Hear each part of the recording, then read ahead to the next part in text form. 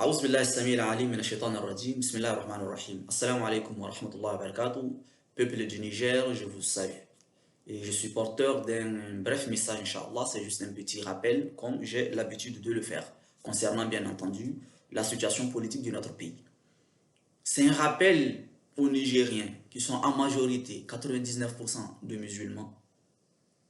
Je souhaite rappeler que notre succès réside dans la justice, l'équité entre les fils et filles de notre pays. Nous ne pouvons pas espérer réussir, accéder au succès en commettant des injustices. Bien entendu, là, je suis en train de parler de la grande injustice qui est en train de se passer sur une personne.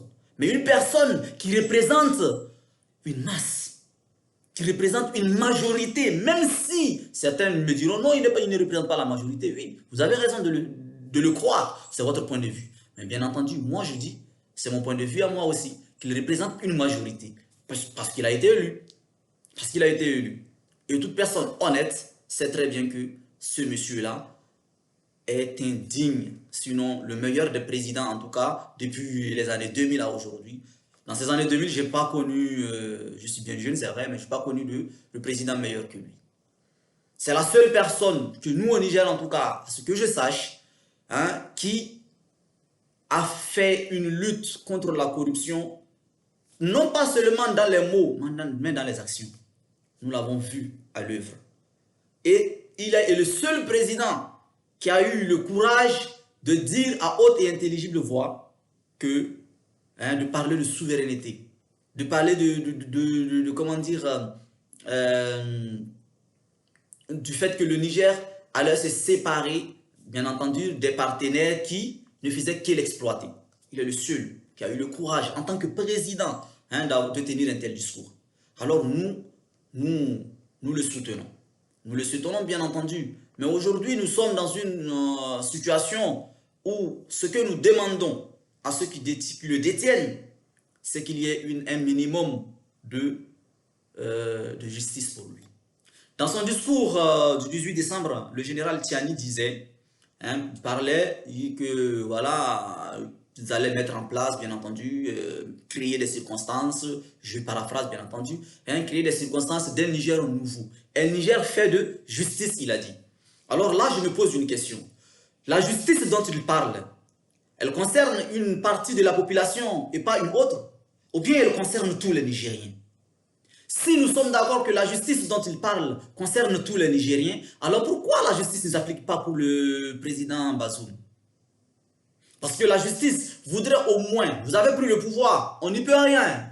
Vous ne pouvez pas peut-être, vous êtes dans une situation où vous vous dites, si je ne peux pas donner lui remettre le pouvoir. Ok, on a compris. Mais au moins, ayez au moins la décence de lui accorder sa liberté.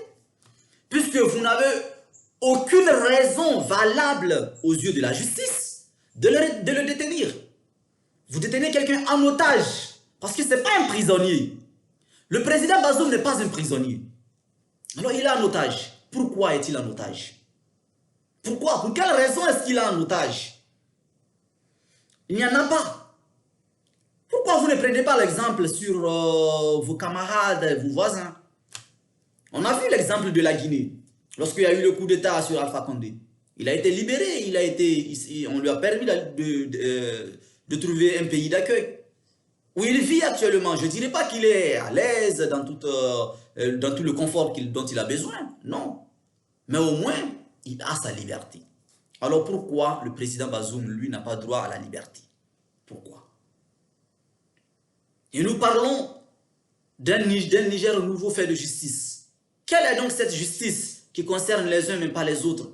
Quelle est donc cette justice qui s'applique lorsqu'on est content, qui s'applique pour ceux avec qui on est content, ceux qui sont d'accord avec nous, mais qui ne s'applique pas à ceux qui nous disent non? Moi, je vous appelle à craindre Allah subhanahu wa ta'ala. Nous, les musulmans, nous ne croyons pas au succès dans l'injustice.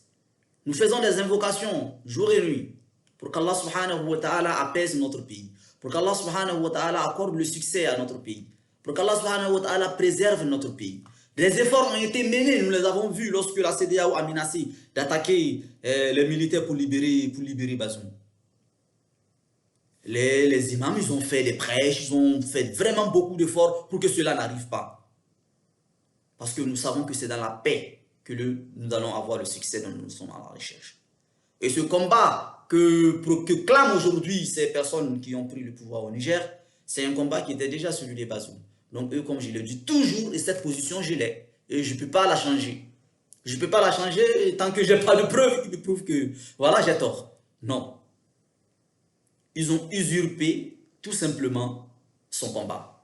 Et ils n'avaient pas le choix, bien entendu. Ils ont fait un coup d'État pour des intérêts personnels. Il fallait bien entendu trouver une raison, au moins, hein, d'avoir voilà, un soutien au moins d'une partie du peuple. Donc, c'est tout à fait normal. Moi, je les comprends, hein, ce qu'ils font comme propagande. Je le comprends. Je comprends votre propagande. Mais vous aussi, craignez Allah subhanahu wa ta'ala.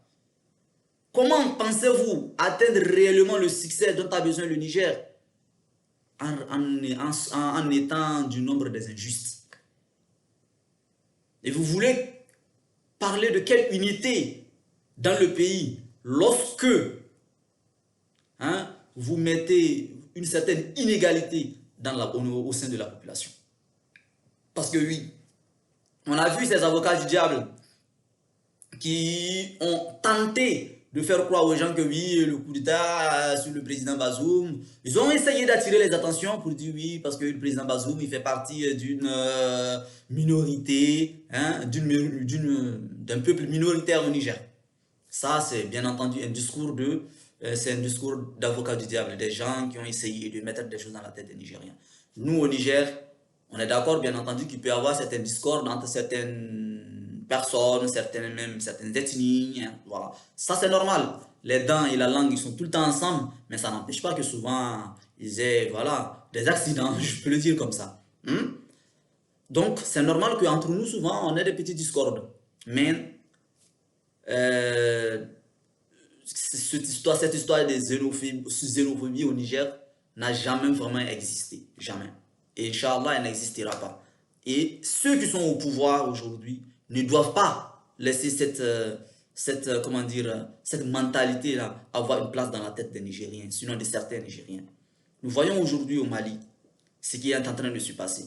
C'est vraiment déplorable. Mais il y a un peuple, une partie de la population qui se sent piétinée, qui se sent, en marge du peuple, sinon de la nation. Il ne faut pas que cela nous arrive. Et il faut que ceux aujourd'hui qui ont pris injustement le pouvoir, ça je le dis toujours, qui ont pris injustement le pouvoir, soient au moins capables de préserver notre unité. Soient au moins capables de le faire. Sinon, ils vont mettre notre pays dans un chaos qui n'a pas de nom.